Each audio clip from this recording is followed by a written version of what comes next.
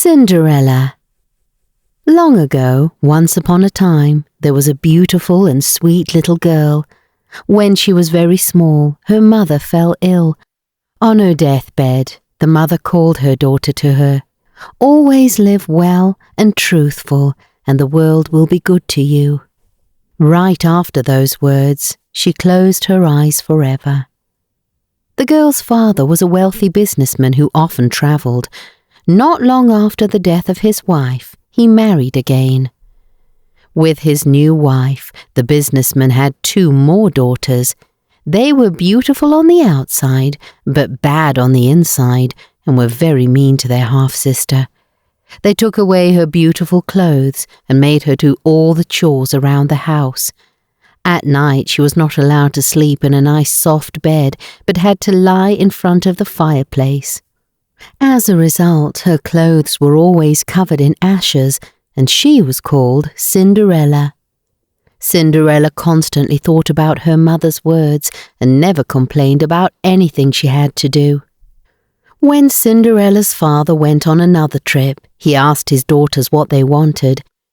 The youngest daughters asked for the most expensive clothes and most beautiful jewelry.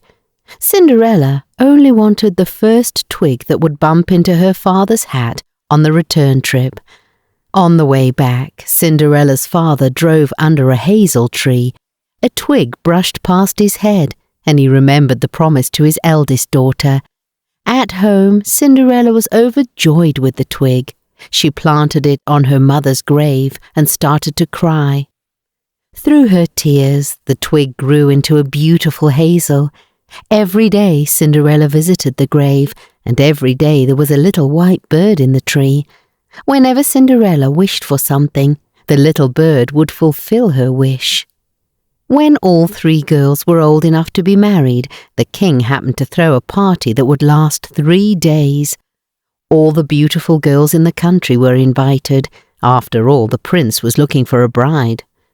The sisters were also invited, but her stepmother wouldn't let Cinderella go. "You don't have any nice clothes to wear to the ball anyway," Cinderella was told. Cinderella listened, but as she helped her sisters comb their hair and put on dresses, she cried softly. Once everyone was off to the ball, Cinderella sat down under the hazel tree and begged the little bird for gold and silver. Immediately, a magnificent dress and matching shoes fell down. Cinderella quickly changed her clothes and went to the ball. At the ball, the prince couldn't take his eyes off Cinderella and danced with her all evening. No one recognized the girl. When the prince wanted to take her home, Cinderella quickly escapes. The next evening, the exact same thing happened. In an even more beautiful dress, Cinderella arrives at the party and dances with the prince all evening. And again, she is gone before the prince knew who she is. And on the 3rd night of the party as well, Cinderella went to the hazel. This time she got the most beautiful dress she has ever seen and all gold shoes. Again, Cinderella and the prince danced the night away. This time the prince was determined not to let Cinderella escape and had made the stairs sticky. As a result, Cinderella lost her left shoe as she fled home. The prince grabs the shoe from the stairs and decides to go in search of the girl. "The one who fits this shoe will be my wife." Many girls tried to put on the shoe, but it didn't fit anyone. The mean sisters tried, but both have feet that are way too big. "Could I also try it on?" asked Cinderella shyly. She was allowed to, and to everyone's surprise, the shoe fitted perfectly. Then the prince recognized her and took her to his castle.